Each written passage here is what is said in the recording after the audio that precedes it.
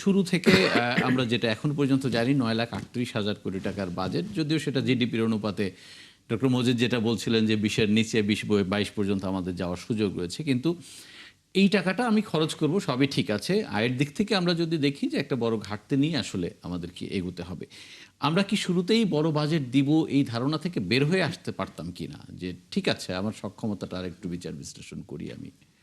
দেখেন, আমি বাজেটের আকার নিয়ে খুব একটা আলোচনার মধ্যে আগ্রহী নই, কারণ এটা কোনো বিষয় না। বাজেট বড় হবে কারণ আমাদের চাহিদা তো অনেক, আমাদের প্রবৃদ্ধি মূল কিভাবে মানে আপনার ফান্ডামেন্টাল জিনিসটা হলো যে মূল্যস্ফীতি আপনার 9.5%, তারপরে আপনি কিছু বৃদ্ধি করতে যাবেন তার উপরে, সেইটা প্লাস আরও চাহিদার প্রেক্ষিতে। সুতরাং আমাদের আস্তে আস্তে বের হয়ে আসতে হবে আলোচনাটা, যে বড় বাজেট আর ছোট বাজেট এই আলোচনাটা আমরা করব না, সেটা একটা আমার ব্যক্তিগতভাবে এটা মনে হয়। এটা আলোচনা করাটা অবান্তর, এই কারণে ছোট বাজেট করেও দেখা গেছে এটাও বাস্তবায়ন হয় না।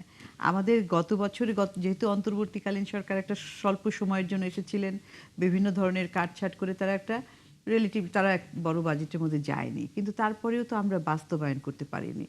তো বড় বাজেট দিতেই হবে চাহিদা অনুযায়ী, কিন্তু মূল বিষয়টা হচ্ছে যে এটা চিরাচরিত, যেটা আমি বাস্তবায়ন করলাম কিভাবে, কিংবা বড় বাজেটের অ্যালোকেশনগুলো প্রথম বরাদ্দগুলো কিভাবে করলাম, সেটার মধ্যে আমি কি কোনো ব্যালেন্স রাখলাম নাকি একমুখী, যে আগে দেখেছি যে ভৌত অবকাঠামোর পরে রাস্তাঘাট বিল্ডিং মানে বেশি গুরুত্ব, কিন্তু আমরা শিক্ষা স্বাস্থ্য সামাজিক খাতগুলোতে দিই নাই, এরকম একটা ভারসাম্যহীনতা করবো কিনা, এক নাম্বার। 2 নাম্বার হচ্ছে যে পরে বরাদ্দের পরে বাস্তবায়ন কেমন করলাম, আবার বাস্তবায়ন করলাম যে খরচটা খুব ভালোই করলাম, সেটার মান নিয়েও একটা সেটা কেমন গুণগত মানটা, এই বিষয়গুলি হচ্ছে আপনার বাজেটের মধ্যে দেখার বিষয়। আর আরেকটা হচ্ছে যে বাজেটের যে আমরা তো করে থাকি যে ব্যয়টা আগে তারপরে আয়টা, তো সেইখানে করতে যেয়ে তো ব্যয় স্বাভাবিক, আমি উচ্চাকাঙ্ক্ষী হতেই হবে, হলে তখন একটা বিরাট ব্যয়ের একটা সমাহার থাকে, কিন্তু আয়টা তো নাই।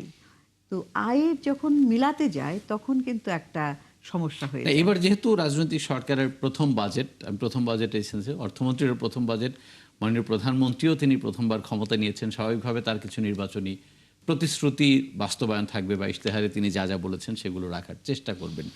আপনার চোখে কি এমন কোনো প্রতিশ্রুতি আছে যেটা আসলে এই মুহূর্তে না করে পরে করলেও চলতো, বা যেহেতু আমার অর্থনৈতিক বাস্তবতাটা একটু চ্যালেঞ্জিং, আমি এটাকে আরেকটু পিছিয়ে দিলাম? না, সবই তো আমাদের করতে হবে, এখন পিছাতে গেলে পিছাতেই থাকবে, এটাই আর কি। আমি তো মনে করি আরো অনেক কিছু করার আছে এই মুহূর্তে।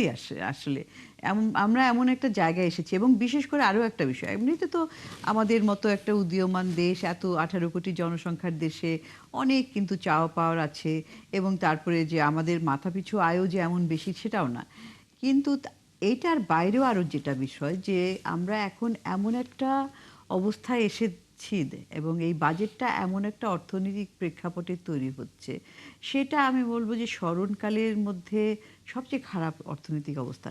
একটা তো আমরা তো দেখেছি যে ক্রমান্বয়ে 2022 অর্থ বছর থেকে আপনি দেখবেন অর্থনীতির প্রায় সবগুলো সূচকই কিন্তু ধারাবাহিকভাবে নিম্নমুখী ছিল, বিভিন্ন বৈশ্বিক প্রেক্ষিতে, কোভিড, ইউক্রেন যুদ্ধ, এই সমস্ত কারণে, রাজনৈতিক অস্থিতিশীলতা, এগুলোর কারণে হয়েছে। কিন্তু তারপরে এখন আবার যেহেতু মানে জিও পলিটিক্যাল টেনশনটা এত বেশি, মধ্যপ্রাচ্যের সংকটের কারণে সেটার আবার আরেকটা ধাক্কা এসে দাঁড়িয়েছে।